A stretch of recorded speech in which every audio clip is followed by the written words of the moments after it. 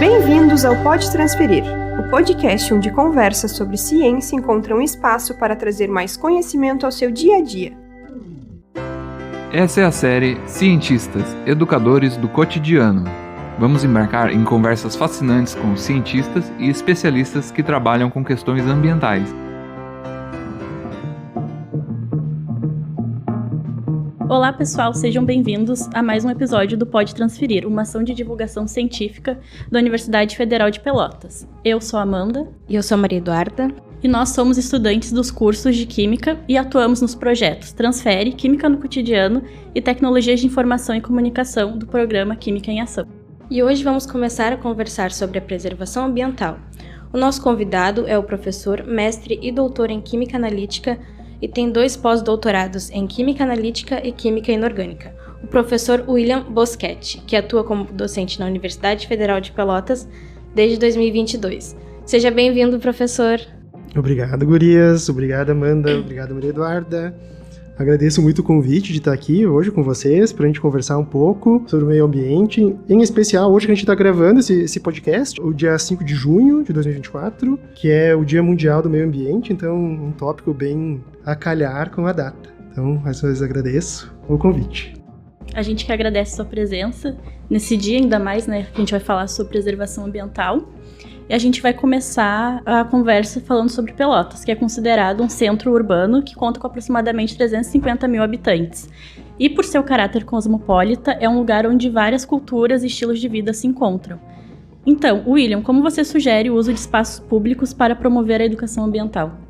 Então, Amanda, eu acho que esse é um tema, assim, bem abrangente, né, no final das contas, porque educação ambiental, apesar dela ser muito discutida, tanto na TV como nas redes sociais, tem muita gente que fala sobre isso. Mas o que a gente pode fazer com relação a isso na prática e como isso pode chegar nas pessoas que realmente precisam receber esse tipo de informação sobre educação ambiental? Então, porque nós, do meio acadêmico, até nas escolas, às vezes isso é uma discussão relativamente mais fácil de se ter. Mas quando a gente vai para a rua, vai para o supermercado, ou nas nossas casas, as nossas famílias, os nossos amigos, nem sempre eles têm esse contato ou conversas em cima disso sobre o que fazer. O que é educação ambiental? O que a gente pode fazer? Então, acredito que nesse contexto a gente pode promover e ocupar espaços públicos, usar eles para divulgar o que a gente desenvolve, o que a gente conhece. Por exemplo, a gente pode ocupar uma praça no final de semana, num dia que o pessoal está caminhando na rua, e promover uma discussão com as pessoas que estão ali, explicando para elas como pode ser feita uma separação do lixo na casa delas, qual a importância que isso tem, como fazer essa separação, os cuidados com a limpeza, porque no final das contas, essas atitudes, essas ações que vão acarretar resultados. Então, vocês sabem o que acontece com o lixo de Pelotas, já que é uma cidade tão grande?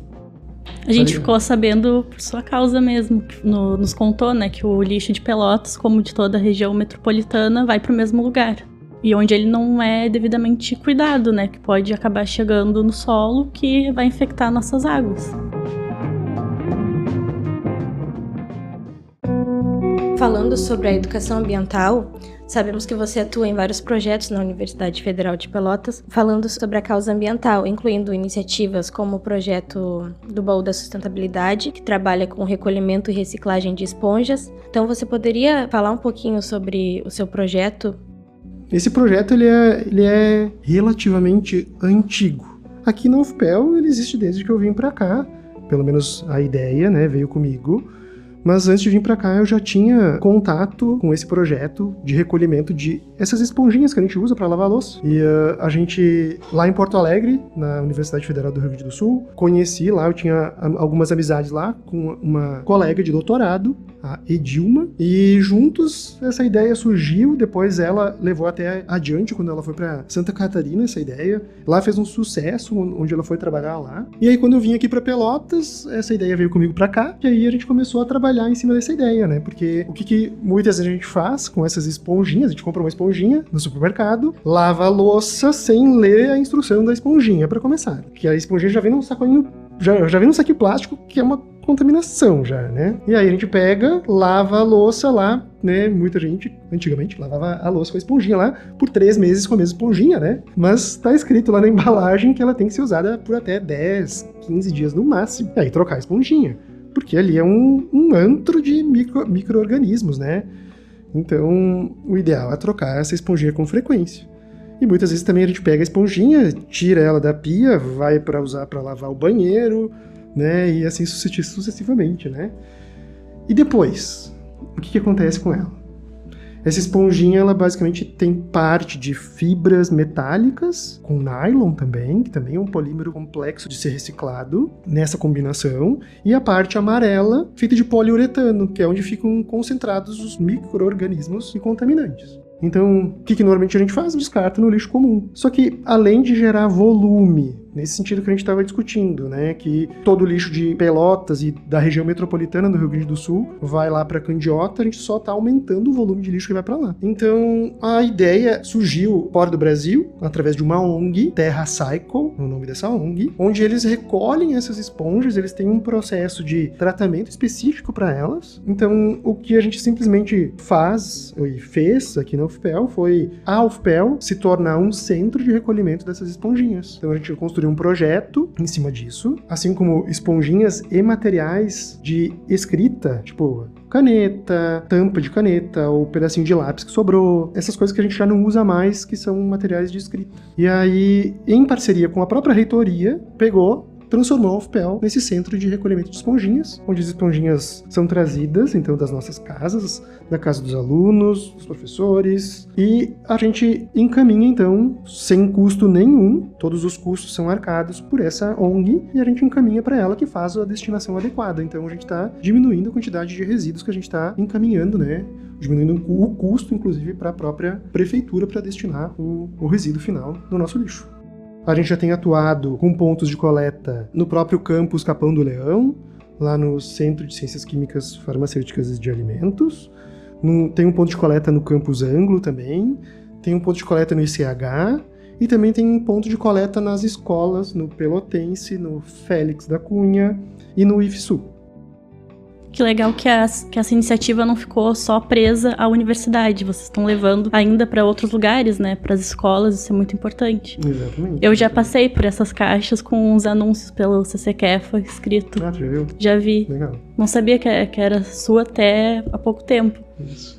Achei bem interessante essa ideia de recolher as esponjas. Você comentou que tem esses pontos de coleta nas escolas. Como foi para você levar até as escolas a conscientização ambiental com as mostras científicas? Uma pergunta bem boa. Afinal de contas, a senhorita também participou, né, Maria Eduarda? Então, né, mais uma vez, essa questão da conscientização, essa palavra, conscientizar, mesmo nas escolas, mesmo com o público das crianças pequenas que a gente acabou encontrando lá, elas tinham uma consciência sobre o que tinha que ser feito. Pequena, pela pequena quantidade de informação adquirida, mas conforme o tempo vai passando e a gente vai adquirindo mais conhecimento, a gente vai tendo mais consciência do que a gente pode fazer com o que a gente gera de resíduo. Então, ir para as escolas, eu mudaria um pouco essa palavra, porque muita gente fala essa palavra para mim. Conscientizar, tu tá conscientizando, é importante conscientizar as pessoas. As pessoas já têm consciência, porque isso não é algo que nunca foi discutido. Todo mundo tem consciência. A questão é motivar, incentivar todos a ter responsabilidade sobre si, sobre o que a gente gera. Então, a motivação de ir para as escolas e o que a gente procurava encontrar como resultado ao levar essas feiras, essas mostras científicas nas escolas, era justamente isso, incentivar os alunos, os professores das escolas, vocês, alunos em formação, além de pensar fora da caixa, do padrão, também estimular, incentivar vocês sobre as responsabilidades que nós todos temos. Agora a gente quer falar um pouco do além da sala de aula, sair um pouco desse ambiente, mas, querendo ou não, ainda interligado. Você também vem atuando na integração entre universidades e empresas, com a organização de visita a essas empresas. E sobre isso, você observa nos graduandos contribuições ao ensino e aprendizagem na área ambiental? Sim, Amanda. Até ao longo do ano passado, eu entrei aqui na UFPEL em setembro de 2022. E aí, logo que eu entrei aqui, eu fui convidado, no final de 2022, a participar como orientador, junto com o professor Bruno, a professora Bruna e o professor Diogo, do PIBID. Ao longo do ano de 2023, o que a gente discutia entre nós, professores, era o que a gente podia fazer para sair da sala de aula e levar os alunos para a realidade e ver algumas coisas na prática.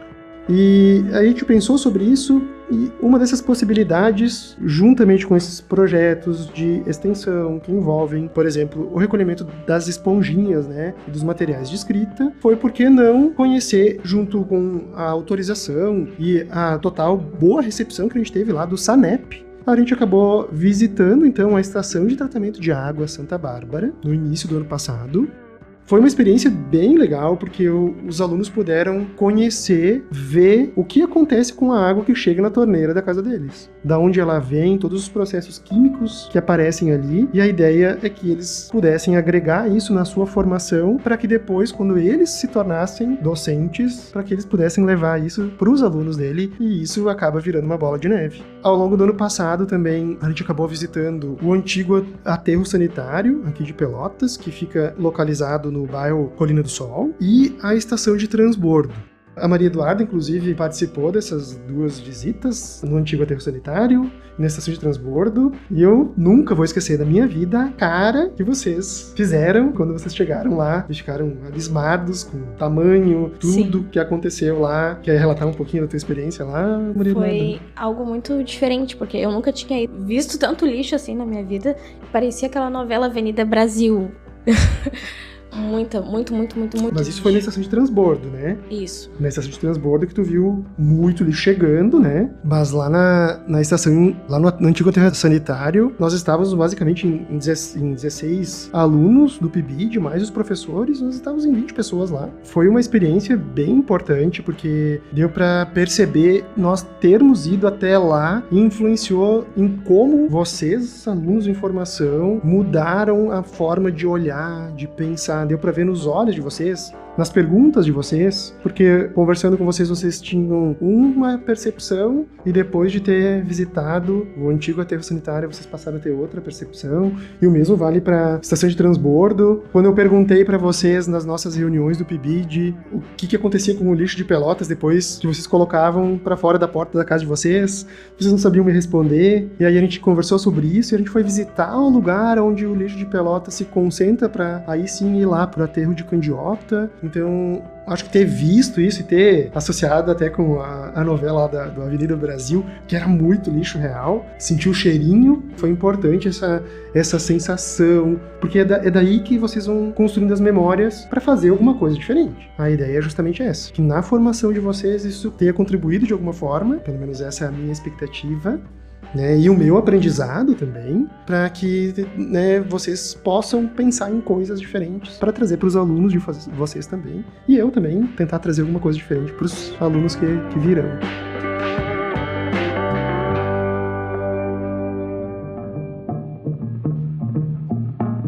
William, falando um pouquinho mais sobre as suas experiências docentes, você poderia compartilhar com a gente uma experiência pessoal marcante para você?